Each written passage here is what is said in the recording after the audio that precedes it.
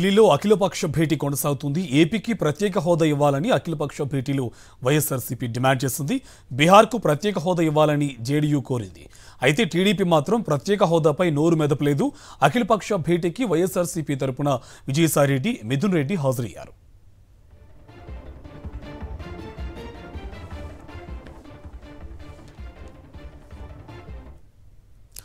రెడ్డిగా parliament Bhavan నుంచి మా correspondent Venkatesh మనకి ఇదే అంశంపైన డీటెయిల్స్ అందించడానికి లైవ్లో సిద్ధంగా ఉన్నారు. వెంకటేష్, ఇవాళ ఈ అఖిలపక్ష భేటీలో ప్రత్యేక హోదా అనే అంశం వైఎస్ఆర్సీపీ డిమాండ్ చేసినట్టు తెలుస్తుంది. టీడీపీ మాత్రం నోరు మెదపలేదు. డీటెయిల్స్ ఏంటి? ఆంధ్రప్రదేశ్కు ప్రత్యేక హోదా ఇవ్వాలని వైఎస్ఆర్ కాంగ్రెస్ పార్టీ అనేక సంవత్సరాల నుంచి పోరాటం చేస్తుంది. కంటిన్యూస్గా ఆ పోరాటం ఈరోజు కూడా కొనసాగింది. అఖిలపక్ష సమావేశం ఈరోజు కేంద్ర ప్రభుత్వం ఆధ్వర్యంలో నడుస్తోంది. కేంద్ర రక్షణ శాఖ మంత్రి రాజ్నాథ్ సింగ్ ఈ సమావేశానికి అధ్యక్షత వహిస్తున్నారు. ఈ సమావేశంలో అన్ని రాజకీయ పార్టీలకు సంబంధించిన నాయకులు ఉన్నారు. సో ఇది ఒక అత్యున్నత వేదిక. ఈ వేదికపై నుంచి వైఎస్ఆర్ కాంగ్రెస్ పార్టీ మరొకసారి ఆంధ్రప్రదేశ్కు ప్రత్యేక హోదా ఇవ్వాలని తన గళాన్ని వినిపించింది. వైఎస్ఆర్సీపీ తరపున ఎంపీలు విజయసాయిరెడ్డి, మిథున్ రెడ్డి ఇద్దరు కూడా ఈ అంశాన్ని ఈ సమావేశంలో లేవనెత్తారు. అయితే గతంలో ఈ అంశంపైన దాటవేత వైఖరి కనబరిచిన తెలుగుదేశం పార్టీ ఈరోజు మరోసారి అదే రకమైనటువంటి వైఖరిని ప్రదర్శించింది. ఈరోజు కనీసం ఆంధ్రప్రదేశ్కు ప్రత్యేక హోదా అంశాన్ని కనీసం సమావేశంలో ప్రస్తావించలేదు. అయితే ఎన్డీఏ భాగస్వామ్య పక్షమైన జేడీయూ మాత్రం బీహార్కు ప్రత్యేక హోదా కావాలని ఈ సమావేశంలో ప్రస్తావించింది. సో మొత్తానికి తెలుగుదేశం పార్టీ మొదటి నుంచి కూడా ఆంధ్రప్రదేశ్కు విభజన సమయంలో ఇచ్చినటువంటి ఈ హక్కును పూర్తిగా అమలు చేయడంలో ఈ అంశాన్ని సాధించే విషయంలో మొదటి నుంచి కూడా తెలుగుదేశం పార్టీ పూర్తిగా దాగుడు మూతల వైఖరి అవలంబిస్తోంది. తాజాగా ఈసారి తెలుగుదేశం పార్టీ బలం పైన మెజారిటీతో తెలుగుదేశం పార్టీ ఉన్న సంఖ్యాబలంతో కేంద్ర ప్రభుత్వం నడుస్తున్నప్పటికీ ఈరోజు తెలుగుదేశం పార్టీ అంశంలో పూర్తిగా రాజీ పడ్డటువంటి ధోరణి మనకు కనబడుతోంది. కొన్ని సందర్భాల్లో గత సమావేశాల్లో మాత్రం తెలుగుదేశం పార్టీ ప్రత్యేక హోదా కావాలని డిమాండ్ చేసినప్పటికీ ప్రస్తుతం మాత్రం మౌనంగా ఉంది. సో ఈ మౌనం వెనుక ఉన్నటువంటి కారణం ఏంది? మరోసారి ప్రత్యేక హోదాను బలి పెట్టి మళ్ళీ ఏదైనా ప్యాకేజీ కోసం మళ్ళీ ప్రయత్నిస్తున్నారా అనేటువంటి ఒక చర్చ అయితే కొనసాగుతోంది. సో ఈ నేపథ్యంలో తెలుగుదేశం పార్టీ నాయకులు దీనిపైన ఎలాంటి జవాబు చెప్తారన్నది మనం వేచి చూడాల్సింది. సో ఈ మొత్తం అంశాన్ని కూడా కాంగ్రెస్ పార్టీ నాయకుడు జయరాం రమేష్ ట్విట్టర్ ద్వారా వెల్లడించారు. అఖిలపక్ష సమావేశంలో వైఎస్ఆర్ కాంగ్రెస్ పార్టీ ఆంధ్రప్రదేశ్ ప్రయోజనాల కోసం పనిచేస్తోంది, ఆంధ్రప్రదేశ్కు ప్రత్యేక హోదా కావాలని కోరుతుంది. కానీ ఈరోజు విచిత్రంగా తెలుగుదేశం పార్టీ మౌనంగా ఉంది అనేటువంటి విషయాన్ని ఆయన ఎక్స్ ద్వారా వెల్లడించినటువంటి పరిస్థితి మనకు కనబడుతుంది. అండ్ వెంకటేష్, ఇప్పుడు టీడీపీకి ఎంపీ బలం ఎక్కువ ఉంది పార్లమెంట్లో. అండ్ దట్టు గతంలో కూడా నీరు గార్చేశారు, ఇప్పుడు కూడా నీరు గార్చడానికి రెడీ అవుతున్నారు. ఇక ఏపీకి ప్రత్యేక హోదా ఈ టీడీపీ ఉన్న టైంలో క్వశ్చన్ మార్కేనా? ఖచ్చితంగా తెలుగుదేశం పార్టీ పూర్తిగా రాజీ పడ్డ ధోరణి మనకు కనబడుతుంది. గతంలో కూడా చంద్రబాబు నాయుడు ముఖ్యమంత్రిగా ఉన్న సమయంలో ప్రత్యేక హోదాతో స్వర్గాలు అయిపోవు అనేటువంటి ఒక వ్యాఖ్య చేశారు. సో మగపిల్లాన్ని ఇస్తానంటే వద్దంట అనేటువంటి కొన్ని హేళన పరిచే విధంగా కూడా చంద్రబాబు నాయుడు మాట్లాడినటువంటి పరిస్థితి. ప్రత్యేక హోదా ఉన్న రాష్ట్రాలన్నీ స్వర్గాలు కాలేదు అనేటువంటి ఒక కామెంట్ కూడా చేశారు. సో మొదటి నుంచి కూడా తెలుగుదేశం పార్టీ ఈ అంశంపైన దాటవేత వైఖరి, నీరుగార్చేటువంటి ధోరణిని అలవర్చుకుంది. సో అదే ధోరణి ఈరోజు కనబడింది. ఈరోజు తెలుగుదేశం పార్టీకి లోక్సభలో దాదాపు 16 మంది ఎంపీల బలం ఉంది. అయినప్పటికీ తెలుగుదేశం పార్టీ ఈ పైన ఆధారపడి కేంద్ర ప్రభుత్వం నడుస్తున్నప్పటికీ ఇది ఖచ్చితంగా తెలుగుదేశం పార్టీకి ఉన్నటువంటి బలం నేపథ్యంలో ఆంధ్రప్రదేశ్ హక్కులను కాపాడేందుకు అవసరమైనటువంటి ఒక అద్భుతమైనటువంటి సమయం. కానీ ఆ సమయాన్ని పూర్తిగా ఈరోజు తెలుగుదేశం పార్టీ జారవిడ్చుకుంటుంది. వైఎస్ఆర్ కాంగ్రెస్ పార్టీ మాత్రం ఈ అంశాన్ని ప్రధానంగా లోక్సభలో ఇటు రాజ్యసభలో లేవనెత్తి ఆంధ్రప్రదేశ్ ప్రయోజనాలను కాపాడేందుకు వైఎస్ఆర్ కాంగ్రెస్ పార్టీ ఈరోజు ప్రతిపక్షంలో ఉన్నప్పటికీ విభజన సమయంలో ఇచ్చినటువంటి హామీలను కాపాడేందుకు వైఎస్ఆర్ కాంగ్రెస్ పార్టీ రాజీ లేని పోరాటాన్ని పార్లమెంట్లో కొనసాగిస్తోంది. అండ్ వెంకటేష్, ఇప్పుడు స్టార్టింగ్ నుంచి కూడా ఈ జేడీయూ డిమాండ్ చేస్తూనే వస్తుంది. ఆ గతంలో ఎన్నికలు ఫలితాలు వచ్చిన వెంటనే అప్పుడు జరిగినటువంటి భేటీలో అప్పటి నుంచి జేడీయూ వరుసగా డిమాండ్ చేస్తూ వస్తుంది. అప్పుడు కూడా నోరు మెదపలేదు. అగైన్ ఇప్పుడు మళ్ళీ నోరు మెదపలేదు. ఇంక ఈ నోరు మెదపడం అనేది ఇంకా కంటిన్యూ అవుతూ వస్తుంది. కాబట్టి ఈవెన్ బీహారు అండ్ ఆంధ్రప్రదేశ్ చూసుకుంటే భౌగోళిక పరిస్థితులు, అవసరాలు ఇంచుమించు ఒకలానే ఉంటాయి. కానీ అది కూడా గుర్తించకుండా సంపద సృష్టిస్తాం అలాంటి పగల్బాలు పలుకుతున్నారు తప్పితే వనరులకు సంబంధించి కానీ ఆంధ్రప్రదేశ్ అవసరాల గురించి కానీ ఎక్కడా ప్రస్తావించకుండా పోతే ఎప్పటికీ ఇది ఇంక సాధ్యం అయ్యే పరిస్థితి కనిపించదు. సో ఏంది ఇంక ఇలా కంటిన్యూ అయ్యే అవకాశం ఉందా?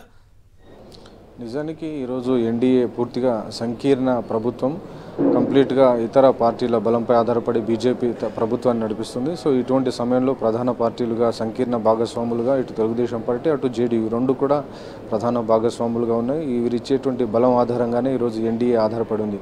అయినప్పటికీ ఈరోజు జేడీయూ ఎటు తన డిమాండ్ల విషయంలో జేడీయూ బీహార్కు సంబంధించిన అధికార పార్టీ జేడీయూ రాజీ పడకుండా ఖచ్చితంగా తమకు ప్రత్యేక హోదా కావాల్సిందేనని ఇప్పటికే తీర్మానం చేసింది.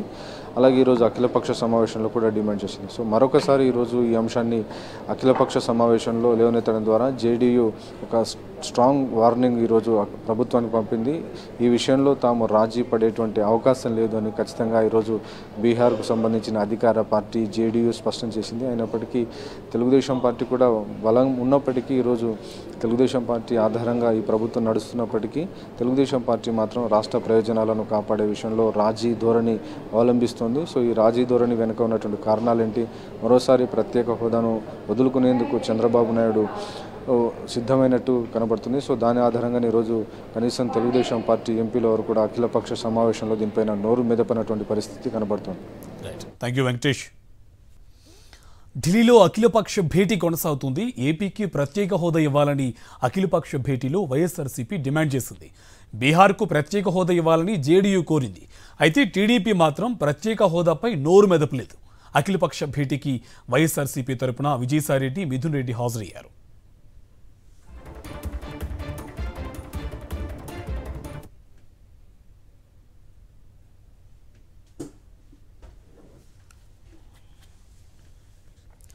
ఇదే అంశకు సంబంధించి మరింత సమాచారం మా కరెస్పాండెంట్ వినాయక్ మనకి లైవ్లో డీటెయిల్స్ అందిస్తారు. వినాయక్, మళ్ళీ JDU it's not a request, warning ఇచ్చినట్టు అని చెప్పొచ్చు. జేడీయూ మాత్రం ముందు నుంచి రిక్వెస్ట్ చేస్తూ వస్తుంది, ఇవాళ వార్నింగ్ ఇచ్చిందని చెప్పొచ్చు. కానీ టీడీపీ ఎందుకు నోరు మెదపట్లేదు?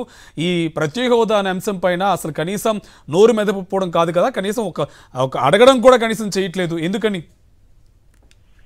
నిజంగా రాష్ట్రానికి ప్రత్యేక హోదా అనేది సంజీవని అనేది అందరూ చెప్తున్నమాట. ఇది నిజంగా వాస్తవం కూడా. ఎందుకంటే మనం దేశవ్యాప్తంగా ప్రస్తుతం చూస్తే కనుక ఉత్తరాఖండ్ లో కానీ హిమాచల్ ప్రదేశ్ లో కానీ ఈ రెండు రాష్ట్రాల్లో కూడా అటు పర్యాటకంగా కానీ పారిశ్రామికంగా కానీ అభివృద్ధి చెందాయంటే కేవలం ప్రత్యేక హోదాతోనే అక్కడ సాధ్యమైంది. దాదాపుగా హిమాచల్ ప్రదేశ్ చూస్తే కనుక 10,000కు పైగా పరిశ్రమలు ఈ ప్రత్యేక హోదా ప్రకటించిన తర్వాత ఏర్పడ్డాయి. ఉత్తరాఖండ్ రాష్ట్రం కూడా పూర్తిగా పర్యాటకంగాను అదేవిధంగా పారిశ్రామికంగాను అభివృద్ధి చెందిందంటే కేవలం ప్రత్యేక హోదా ద్వారా అక్కడ సాధ్యమైంది. కానీ మనకి 2014 నుంచి మనం చూసుకున్నట్టయితే కనుక 14-19 సందర్భంలో ఏ విధంగా ప్రత్యేక హోదాను పూర్తిగా నీరుగార్చేయడం మనం చూసాం. అప్పుడు 14-19 మధ్యలో ముఖ్యమంత్రిగా చంద్రబాబు నాయుడు నాటికి ఉండడం ఈ రాష్ట్రం చేసుకున్న దురదృష్టంగా భావించాల్సి ఉంటుంది. ఆ సమయంలో దాదాపుగా ఇక్కడ మనం చూస్తే కనుక 2014-19 మధ్యలో కూటమి ప్రభుత్వం అంటే బీజేపీతో కలిసి ఆంధ్రప్రదేశ్ రాష్ట్రంలో ఇక్కడ ప్రభుత్వం ఏర్పడైంది. అప్పుడు ఎన్డీఏలో చంద్రబాబు నాయుడు భాగస్వామిగా ఉన్నారు. కానీ ఆ రోజు ఏ రోజు కూడా 2014 అధికారంలోకి వచ్చిన తర్వాత ఎక్కడ కూడా ప్రత్యేక హోదా గురించి మాట్లాడలేదు. ఎన్నికల ముందు ప్రధానమంత్రి ప్రతిభ అప్పట్లో బీజేపీ ప్రధాని అభ్యర్థిగా ఉన్న మోదీ తిరుపతి సభలో సైతం ఈ ప్రత్యేక హోదా అంశాన్ని ఇస్తామంటూ కూడా హామీ ఇచ్చారు. ఆ తర్వాత తొంగలో తొక్కినప్పుడు కూడా ఎప్పుడు కూడా చంద్రబాబు నాయుడు మాట్లాడారు. ఆ తర్వాత ఆయనకు ఓటుకు నీటి కోసి రావడంతో రాత్రి హైదరాబాద్ నుంచి ఇక్కడ హుటాహుటిన విజయవాడకి మకం మార్చారు. ఆ తర్వాత ప్రత్యేక హోదా అంశం అనేది ఎక్కడ కనిపించలేదు. ప్రత్యేక హోదా సంజీవన అంటూ కూడా ఎదురు విలేకరులను ప్రశ్నించిన పరిస్థితి ఆ రోజు చూసాం. ఆ తర్వాత 19 తర్వాత నుంచి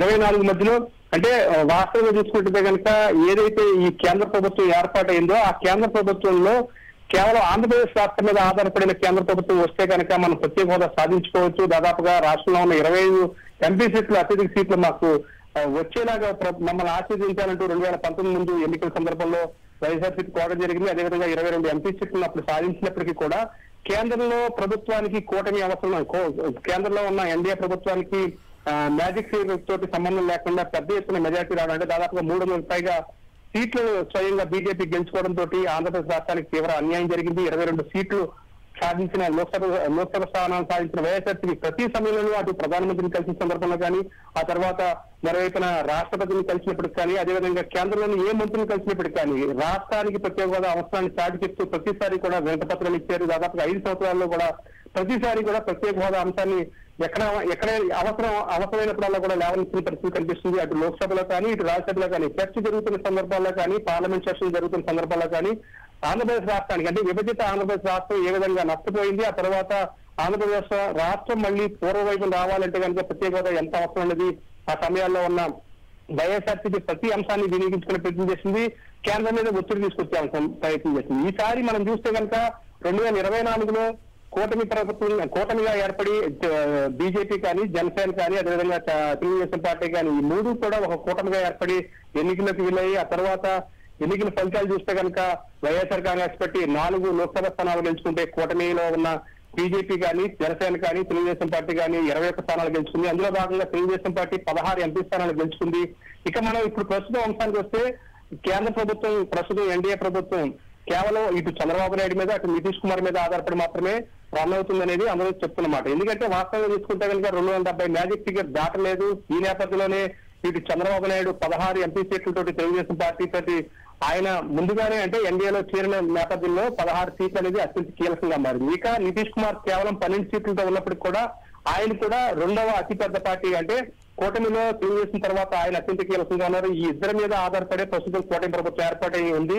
ఈ నేపథ్యంలో బీహార్ కు ఉన్న అవకాశాల దృష్ట్యా ప్రత్యేక హోదా కోసం గత కొన్ని రోజులుగా బీహార్ రాష్ట్రం తరఫు నుంచి బీజేయూ పోరాడుతుంది. ఇందుకు సంబంధించి అన్ని అవకాశాలను వినియోగించుకునే ప్రయత్నం చేస్తుంది. ఇప్పుడు వారికి అవకాశం వచ్చింది కాబట్టి మరోమారు వారి దీనికి సంబంధించి ప్రత్యేక హోదా అంశాన్ని తెర మీద తీసుకురావడం జరిగింది. ఇందులో భాగంగానే జూన్ 29 నాడు బీహార్ రాష్ట్రం అసెంబ్లీ జరుగుతున్న సందర్భంగా ఆ రోజు బీహార్ అసెంబ్లీలో కూడా దీనికి సంబంధించి ప్రత్యేకంగా తీర్మానం కూడా చేయడం జరిగింది. అసెంబ్లీ తీర్మానం చేసి కూడా కేంద్రానికి పంపించడం జరిగింది. ఇక మరోవైపున ఈ రోజు అఖిలపక్ష భేటీ జరుగుతున్న సందర్భంలో అంటే రేపటి నుంచి పార్లమెంట్ సమావేశాలు ప్రారంభమవుతున్న నేపథ్యంలో అఖిలపక్ష సమావేశంలో ఈ రోజు బీహార్ కి మరొకసారి ప్రత్యేక హోదా ఇవ్వాల్సిన అవసరాన్ని ఇక్కడ ఈ అఖిలపక్ష సమావేశాన్ని వినియోగించుకుంటూ మాట్లాడడం జరిగింది. ఇందుకు సంబంధించి నితీష్ కుమార్ తరఫు నుంచి బీజేయూ నేతలు, బీజేపీ ఎంపీలు ఎవరైతే ఉన్నారో వారు తమ రాష్ట్రానికి ప్రత్యేక హోదా ఇవ్వాలంటూ కూడా డిమాండ్ చేయడం జరిగింది. అంటే ఒకవేళ బీజేయూ కనుక అంటే కేంద్రంలో అత్యంత కీలకంగా ఉన్న బీజేయూ దీని డిమాండ్ వినిపించింది. మరోవైపున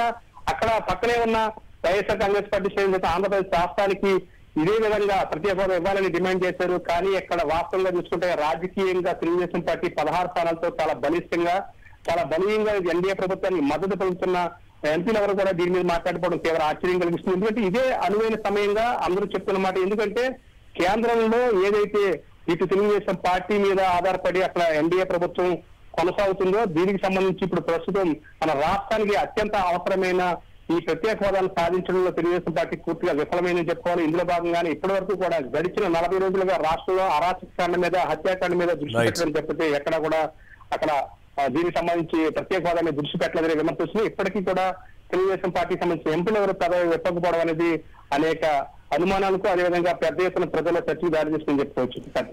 థ్యాంక్ యూ వినాయక్.